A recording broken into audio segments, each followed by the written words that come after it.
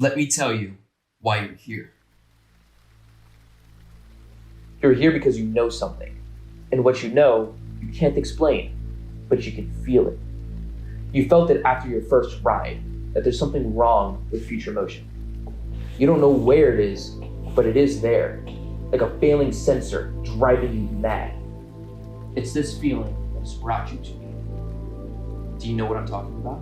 Vesc. Vesc baseboards. Piss-esque. Do you want to know what it is?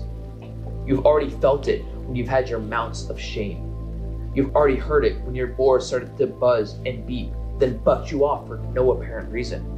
And you've already seen it when you've attempted to repair your board and it bricked itself, the device you once believed you owned. It is the world that has been pulled over your eyes to blind you from the truth, that you are a slave to Future Motion. This is your last chance. After this, there's no turning back. You take the blue pill. The story ends, and you believe that Future Motion did create the first Onewheel, and that the $3,200 GTS is worth its price. Or you take the red pill. You join the Vestified Discord server, and I show you just how deep the rabbit hole goes. Remember, all I'm offering is the truth, nothing more.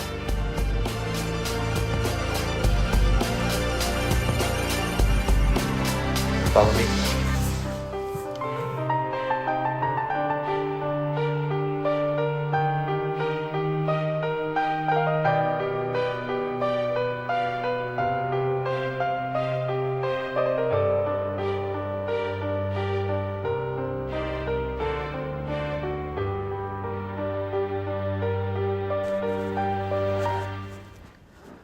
All right, let's do this. So there are a few things that I like to say before we get this on the road. One, I'm just deconstructing the entire board. Once we get to the actual technical things, I'll start getting into it a little bit more. So this is just the installation guide. We're not gonna be talking about the motor or IMU configuration for this board through Vesc tool, nor are we going to be talking about setting up the lighting module. This is just an installation guide, just the actual physical hardware. So I would be remiss if I didn't talk about Will D's pint conversion video. His is gonna be a lot more in-depth than technical than this one. I encourage you to keep an eye out for his third and final Vesc video coming out, whenever that does eventually come out. Until then, we got this going, so I hope this works for you. So now we're at the controller. I would say to put on gloves and just be very, very careful, because this piece could be worth anywhere to $150, $250, just depending on where the market flows. So if I were you, I would try to conserve this piece. I mean, Future Motion and everything they're for, but at least get your money where your money's due, right? Somewhere around here, we're going to be taking out the XC60. Somewhere around here, we're going to take out the BMS data wire. Then we're going to take out this screw, this screw, this screw, this screw, this screw, and you guessed it, this screw. Go ahead and take out this little light wire right here. And then we're going to take out these nuts. These nuts.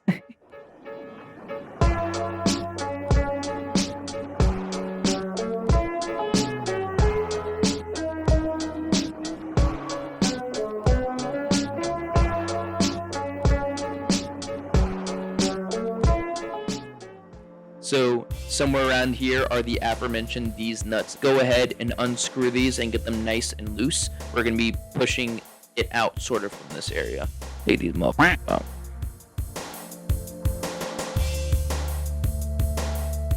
This next part, this is my handy dandy heat gun. You probably use a hair dryer or something. But there is a thermal pad underneath of this that dispenses heat into the metal box. Warm this dude up somewhere around this area. Just like that, and you should be relatively good. I don't know. And then just slowly, you should be able to just like, I think right now I should be playing the part of the video where I'm slowly pushing it out. Just be very careful when you do this, trying to not mess up any of the components. Again, it's worth money or not. Future Motion. Now, this part here, I'm going to go ahead and Sharpie over with lines, the parts that we're going to go ahead and cut off, but we're going to cut off some of these middle edge support lines. The controller is going to be blocked by those, so we need to get it some extra space. I personally have a Dremel, because Dremels are amazing, but you can do this with a hot knife, with a pair of clippers, any way that you can just get those ridges all the way down and off, and you should be pretty good. And I would suggest sanding them down and getting them smooth. Why? I don't think it's that big of an issue, but you might have cords, wires, abrasing over top of abrasing. Is that a word? I don't know. You might have wires touching it, and I just make that some move. Know what I'm saying? So this is our motor connector, and then this is our foot pad connector. All you're gonna do is take them and slide them into those little holes over there. Put on the little, what is it, the waterproof little washer, and then the big washer over top of it. Get them nice, sealed, put down, and we should be good to go.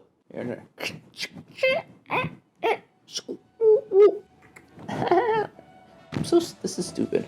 So next, we're gonna make sure that our polarity is right. Sometimes Future Motion flips the polarity. Sometimes Ava likes to flip the polarity. It's kind of hit or miss. But just make sure that the red matches the red and the black matches the black. Otherwise, in my case, we're good though. Make sure to rip up this black thing. You'll risk, I guess it'll just won't transfer heat as well. And when it becomes summertime, your board may not function well. So just go ahead and take this flimsy piece of shit out of there.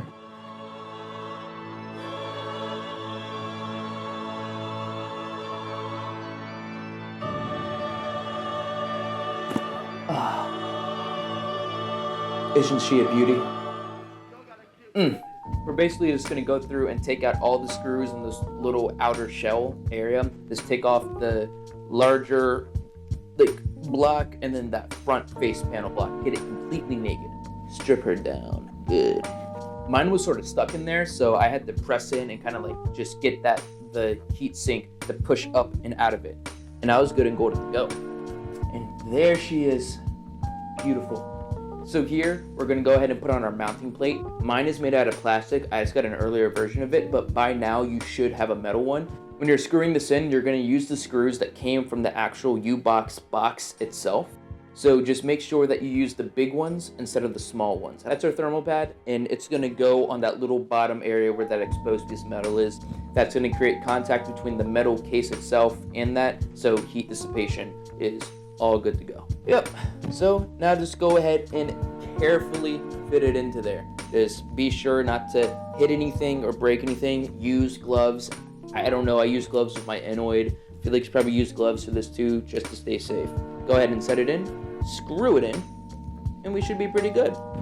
So these are our phase wires, I believe. These direct connectly to the motor. I don't believe there's an actual order that they go in, but correct me if I'm wrong there. But I don't think there's an issue, but just might as well be safe and just put it on right. Now here starts to be some of the more tricky parts with this conversion. So all you're gonna do is take this piece, pull up those little tabs, take out the wires, and then repin them to a different connector so that it adapts properly to the U-box. You're gonna find this dude somewhere in a collection of wires that you were given for this entire set. I believe, what is that? I'm looking on my phone right now. Give me a second. I think that looks like, I think that's an 8 or a 10 pin. I'm not too sure. We are going to get the larger head off of there. So go ahead and unpin all those wires too and get the larger connector. So now here comes the point where we're going to be taking the wires and then connecting them to the right place on the U-box. So if you look on the shell itself, it should have listed out with the 83, 82, TX, RX, 81, ground, 3.3 volt, and 5 volt R. You should be able to see an entire list of that, and you're going to connect it to the right place. I would suggest taking the connector, orienting it properly to that little hole, and then figuring out exactly where these ones go. But if you follow this diagram, that's essentially where they're all going to go. And then now all we're going to do is connect it into the appropriate place. You should see where the appropriate place is on the video here. I can't really describe it because I'm looking at a green screen, but it should be somewhere around there. Now all we're gonna do is take our motor wire that we should have and connect it from the motor pins into where I plug it in here on the U-box.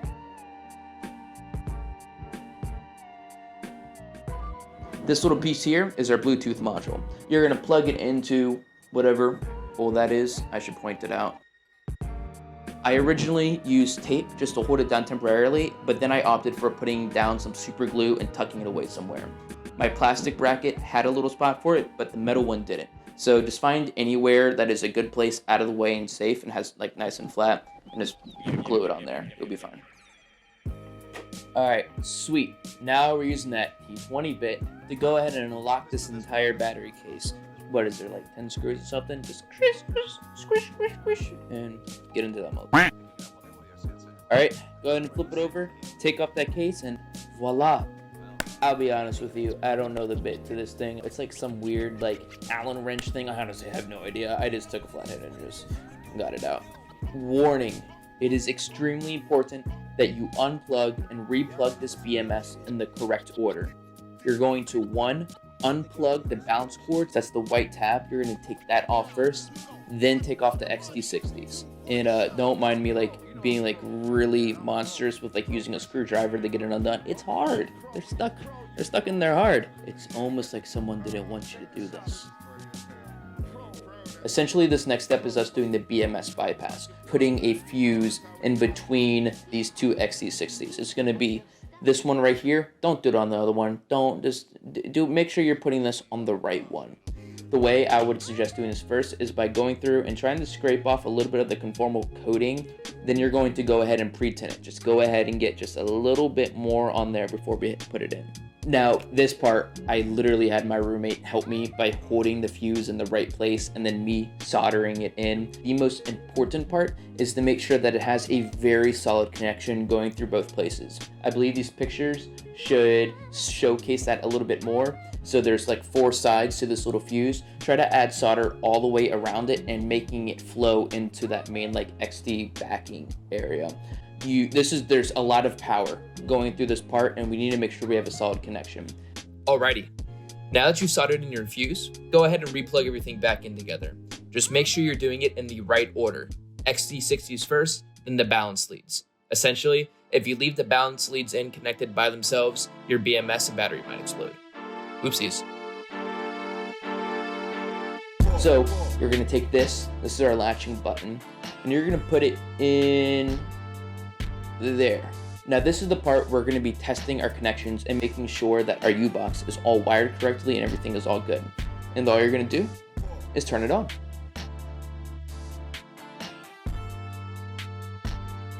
Alright, now it's time to work on the lighting controller side of this entire thing and get this entire project wrapped up. So you're going to go ahead and find this dude. He's a 5-pin connector. You're going to unpin it and take off one of the sides. We're going to use the side that is still connected in just a second. What I'm going to ask you to do is you're going to take this little piece and pair it up next to the little connector. It should be right here where it's going to go. With the farthest left wire, we're going to go ahead and unpin since we don't need it. So now once you plug it in, it should look something like this.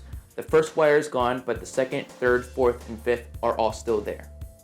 So now we're going to go ahead and find this 3-pin connector, and you're going to go ahead and unpin that, and we're going to salvage the 3-pin connector on the end. Screw the wires, we don't care about them.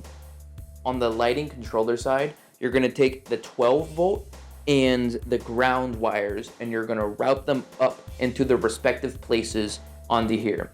Whatever it says right there, it says it right there. Do that. Again, if you hold it into the right spot, like you're trying to plug it in, you should see the proper area. Or just wait 5 seconds and I'll show you what it looks like when it's connected, and then you can have like the mental mind connection of where it needs to be. Just give me a second. Now, we're gonna go ahead and take this connector back out because our 2 remaining wires are actually gonna go inside of there. Now, be warned that we have one called TX and one called RX, and you might instinctively wanna mash them like we did 12 and ground, but in this case, they're actually going to switch spots on the other side of the connector. So just mind where they're going on the connector and then plug it, repin it back in. All right, now we're gonna use that other connector and plug it back in. I told you if you just waited a few seconds, you would see where to plug it back in at, and you'd see which spot it goes into, right? Now Ava has given us one of these connectors. It's going to go into the light bar and then into the controller. This is honestly the easiest connection to make if you mess this up. Yep, there it is, right where I tapped that. Put it right there.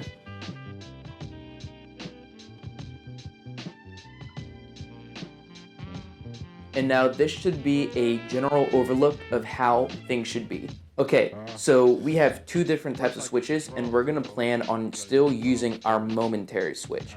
We're gonna take the end of the momentary switch and put it into the adapter. So the end of this adapter isn't gonna work with the U-box, so we have to unpin it and then repin it to another 4-pin connector. There's the 4-pin connector. Just make sure whenever you're doing this that you orient it into the right spot before you plug it in, and make sure that it lines up with the diagrams just so you don't mess up anything. We're gonna update our board to make it work with our momentary switch. To do that, we're gonna be using our latching switch temporarily to get power to our board, then switch it out. So one, you're gonna go ahead and download this file. Go ahead and get this thing downloaded. This is our entire firmware update. So go ahead and plug in your latching switch, turn on your board. You're gonna get on your phone and connect to Vesc tool. Hey there, I'm gonna pause the video for a second. It is 12:17 a.m. as I'm editing this, and I discovered that I didn't explain this part all too well, so I'm going to re-explain it right now. You are going to go ahead and scroll all the way over to the firmware tab. On the very bottom left, you'll see the firmware version, the hardware version, and the UUID that is currently installed on your Vesc. If you scroll down, you will come to a custom file. You're going to choose that file that I talked about before, the U-Box 100 momentary switch file, and you're going to upload that. There's two buttons, upload and upload all. You'd press upload all if you had multiple Vescs, so like Eastgate would use upload all, but we have one big wheel, so we're just going to press upload. Now, of course, do not turn off your one wheel. Don't do anything to mess it up. It is going to go through and update itself, and then it's going to turn itself back off, and then I believe it'll turn itself back on, and we should be good to go. So after we've done our momentary switch update, we're going to remove the latching and then plug in our adapter to the momentary switch. They both go in the same place, so it shouldn't be that confusing. And then you're going to have to press and hold for, I think it's about 1 to 3 seconds. My board takes a second for it to turn on. Look, I'll go get my board. Give me a second. It's no longer an insta click. You have to kind of press it in and hold it for a second, and then it'll go through and turn on and whatnot.